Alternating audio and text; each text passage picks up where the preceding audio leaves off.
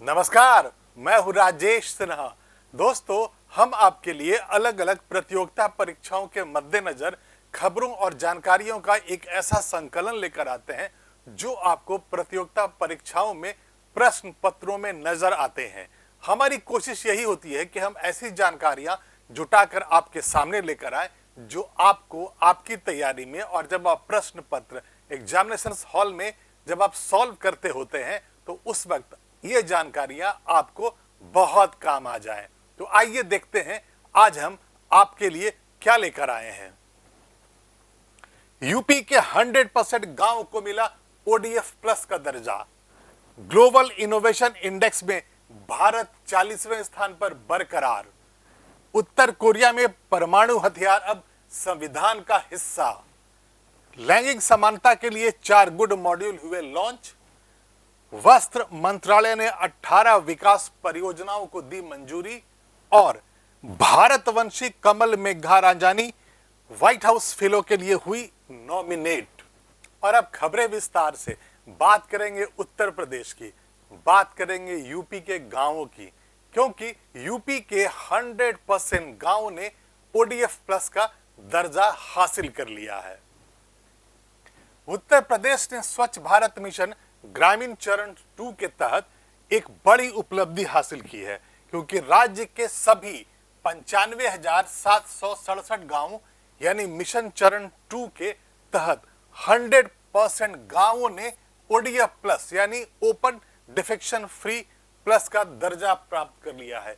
ODF का मतलब यह होता है कि वैसा गांव जहां पर खुले में शौच नहीं होता है, यानी कि अगर गांव में 100 घर हैं तो सभी घरों में फंक्शनल टॉयलेट बने होते हैं, यानी कि अब खुले में शौच वहां बंद हो चुका है। ओडीएफ प्लस गांव वह है जिसे ठोस या तरल वेस्ट मैनेजमेंट प्रणालियों को लागू करने के साथ साथ खुले में शौच मुक्त स्थिति को बनाए रखा है। आज देश भर में 4,40,000 यानी कि 75% गांवों ने अपने आप को ओडीएफ प्लस घोषित कर दिया है, जो 2024-25 तक एसबीएम यानी कि स्वच्छ भारत मिशन के चरण 2 के लक्ष्यों को प्राप्त करने की दिशा में एक महत्वपूर्ण कदम है। चालू वित्त वर्ष में उत्तर प्रदेश ने गति पकड़ी थी और राज्य में 1 जनवरी 2023 तक जहां केवल 15,088 गांव थे जिन्हें ओडीएफ प्लस घोषित किया गया था, सिर्फ 9 महीने की छोटी अवधि में यानी उसके बाद के 9 महीने में राज्य ने मिशन मोड में ओडीएफ प्लस हासिल करने के प्रयास किए और इस अवधि में यानी कि सिर्फ 9 महीने के अंदर ही 80,000 से अधिक गांवों ने ओडीएफ प्लस का दर्जा हासिल कर लिया।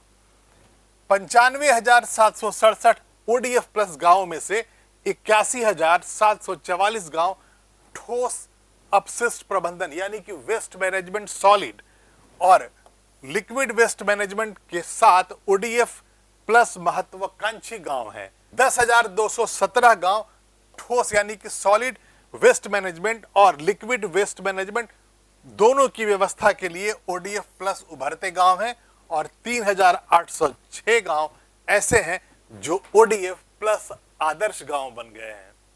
कुल मिलाकर करीब 15,649 गांवों में सॉलिड वेस्ट मैनेजमेंट की व्यवस्था है और 95,048 गांवों में लिक्विड वेस्ट मैनेजमेंट की व्यवस्था कर दी गई है। ओडीएफ प्लस गांव है क्या? ओडीएफ प्लस गांव वह है जिसने ठोस या तरल वेस्ट मैनेजमेंट यानी कि सॉलिड और लिक्विड दोनों ही तरह के वेस्ट मैनेजमेंट प्रणालियों को लागू करने के साथ साथ खुले में शौच को मुक्त कर लिया है, यानी कि ये वैसा गांव है जहां पर खुले में शौच नहीं होता है। हर घर में फंक्शनल टॉयलेट्स हैं। स्कूल में, सामुदायिक भवनों में या कोई भी पब्लिक प्लेस है अगर उन गांवों में, तो वहां पर फंक्शनल टॉयलेट्स वहां मौजूद हैं। देश भर में 4,40,000 यानी 75% गांवों ने खुद को ओडीएफ प्लस घोषित कर रखा है। और अब वक्त है ग्लोबल इनोवेशन इंडेक्स की जो लिस्ट जारी हुई है उसके बारे में बात कर लेने का।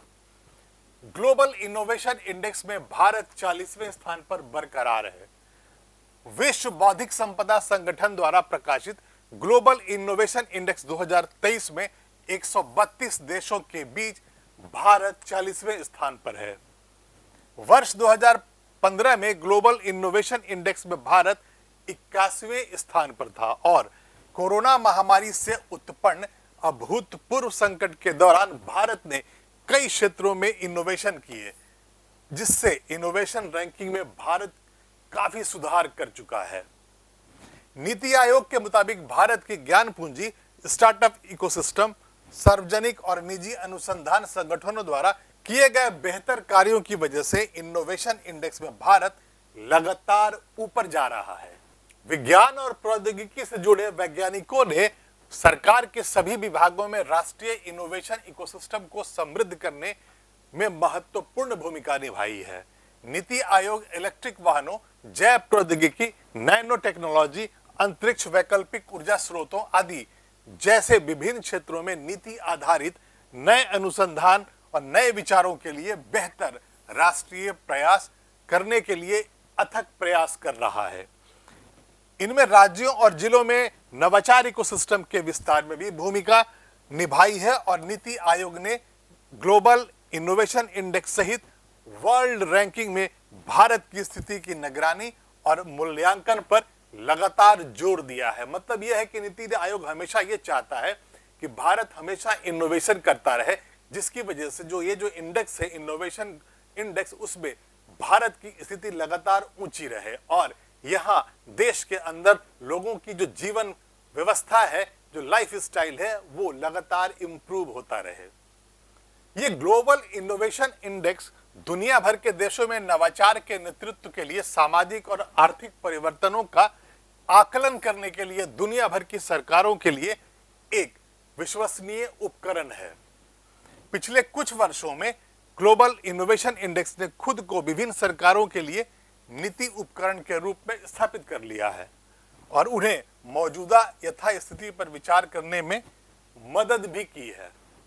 अब आगे बढ़ते हैं और बात करेंगे नॉर्थ कोरिया की। नॉर्थ कोरिया में संविधान में संशोधन कर दिया गया है और परमाणु हथियार अब वहां की पॉलिसी के अहम हिस्सा बन चुके हैं, यानी कि संवैधानिक हिस्सा बन चुके हैं परमाणु हथियार नॉर्थ कोरिया के।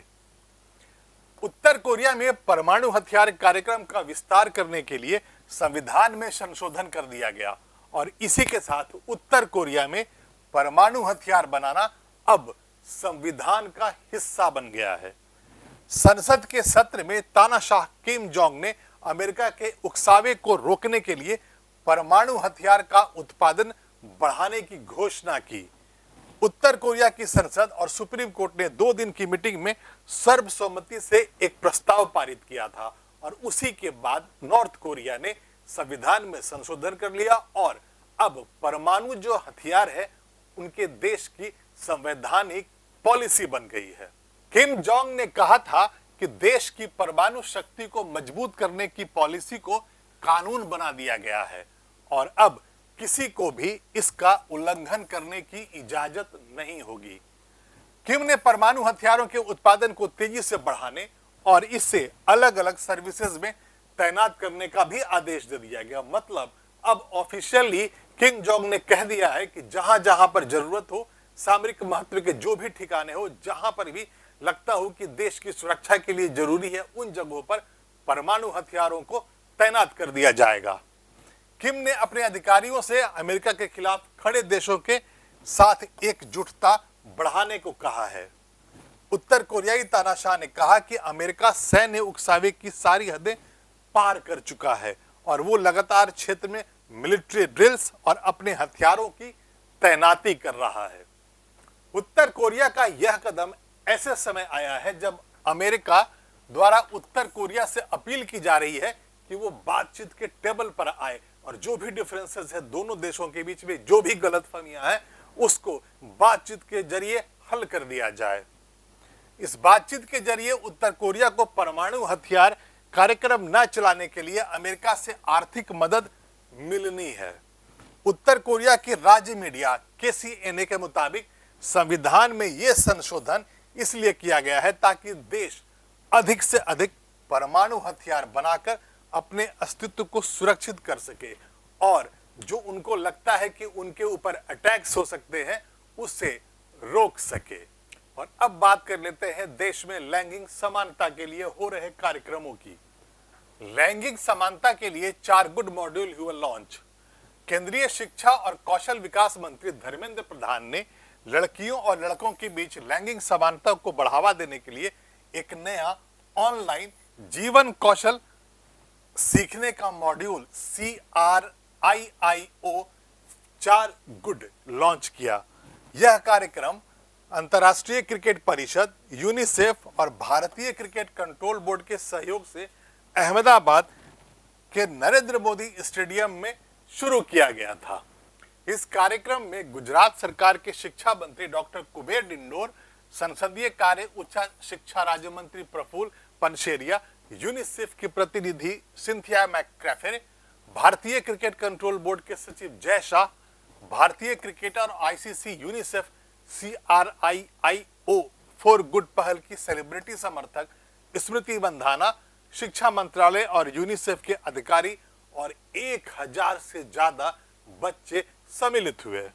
CRIIO 4 गुड लैंगिक समानता को बढ़ावा देने, लड़कियों को जीवन कौशल से अवगत कराने और खेलों में उनकी भागीदारी को प्रोत्साहित करने के लिए 8 क्रिकेट आधारित एनिमेशन फिल्मों की एक श्रृंखला है। क्रिकेट को लेकर युवाओं में जो जुनून है उसका उपयोग करते हुए ICC और यूनिसेफ ने बच्चों और युवाओं को महत्वपूर्ण जीवन कौशल अपनाने और लैंगिक समानता के महत्व की सराहना करने के लिए प्रेरित करने के लिए ये मॉड्यूल जारी किए हैं। इसे CRIIO.com CRIIO for good पर 3 भाषाओं अंग्रेजी, हिंदी और गुजराती में निःशुल्क देख सकता है कोई भी। 8 मॉड्यूल के विषय हैं वो ये हैं: नेतृत्व, समस्या समाधान, आत्मविश्वास, निर्णय लेना, बातचीत, सहानुभूति, टीम वर्क, लक्ष्य निर्धारण और क्रिकेट उदाहरणों का उपयोग करके अत्याधुनिक एनिमेशन के माध्यम से इनकी कल्पना की जाती है। आगे बढ़ते हैं और अब बात करेंगे कपड़ा मंत्रालय की। कपड़ा मंत्रालय ने कई परियोजनाओं को मंजूरी दे दी है। वस्त्र मंत्रालय यानी कपड़ा मंत्रालय ने 18 विकास परियोजनाओं को दी मंजूरी।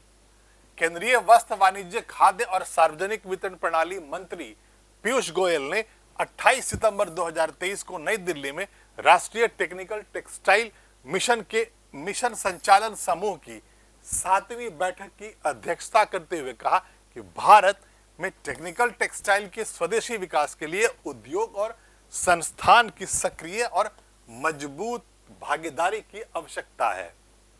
वस्त्र मंत्रालय ने 7वीं MSG की बैठक के दौरान geotech, protech, indutech, sustainable textile, sporttech, smart e textile, meditech segment के प्रमुख कार्यनीतिक क्षेत्रों में 46.74 करोड़ रुपए की 18 अनुसंधान एवं विकास परियोजनाओं को मंजूरी दे दी।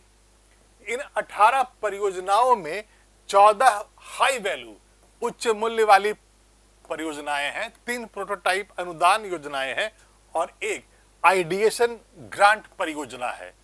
इन परियोजनाओं में टेक्निकल टेक्सटाइल के विभिन्न अनुप्रयोग क्षेत्रों को शामिल किया गया है, जिनमें जियोटेक की 1, प्रोटेक की 2, इंदुटेक की 2, स्पोर्टटेक की 2, सस्टेनेबल टेक्सटाइल की 5, मेडिटेक की 3, स्मार्ट और ई टेक्सटाइल की 3 और जियो टेक्सटाइल की 1 परियोजना शामिल है। स्वीकृत परियोजनाओं का नेतृत्व BTRA, ATIRA, IIT Delhi, IIT Jammu, NIT Jalandhar, IIT Kharagpur, CSIR नई दिल्ली, IIT मद्रास सहित अन्य संस्थानों और अनुसंधान विभागों ने की है।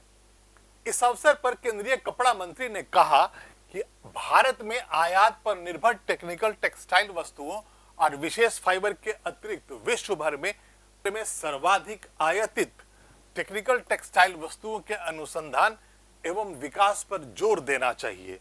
इसके अतिरिक्त केंद्रीय मंत्री ने शिक्षा, प्रशिक्षण और कौशल विकास के मोर्चे पर प्रगति की भी समीक्षा की, जिसमें 152 करोड़ रुपए मूल्य के 15 सार्वजनिक और 11 निजी संस्थानों में 26 आवेदनों को दस्तावेज प्रस्तुत करने, प्रयोगशाला अवसंरचना की खरीद, टेक्निकल टेक्सटाइल के विभिन्न अनुप्रयोग क्षेत्रों में प्रशिक्षकों के प्रशिक्षण के लिए मंजूरी दे दी।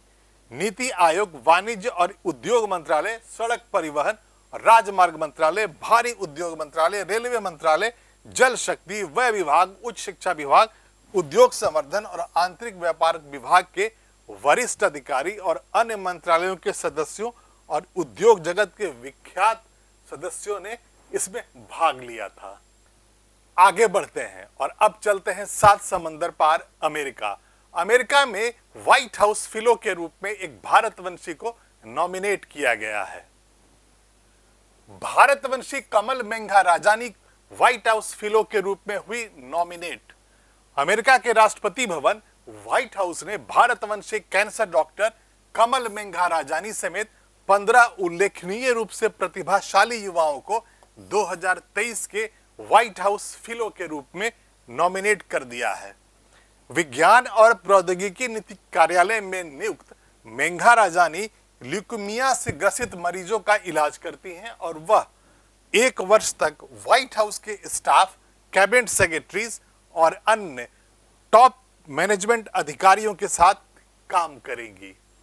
न्यूयॉर्क में रहने वाली मेघा रांजानी 15 उल्लेखनीय रूप से प्रतिभाशाली, भावुक और निपुण युवाओं में अकेली भारतवंशी हैं।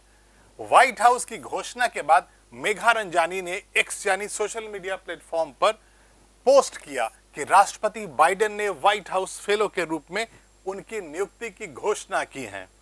अब तक पहले कैंसर विशेषज्ञ के रूप में चयनित मैं कैंसर मुनशॉट और हेल्थ आउटकम टीमों के साथ नई भूमिका में रोगियों की सेवा करने के लिए उत्साहित हूं।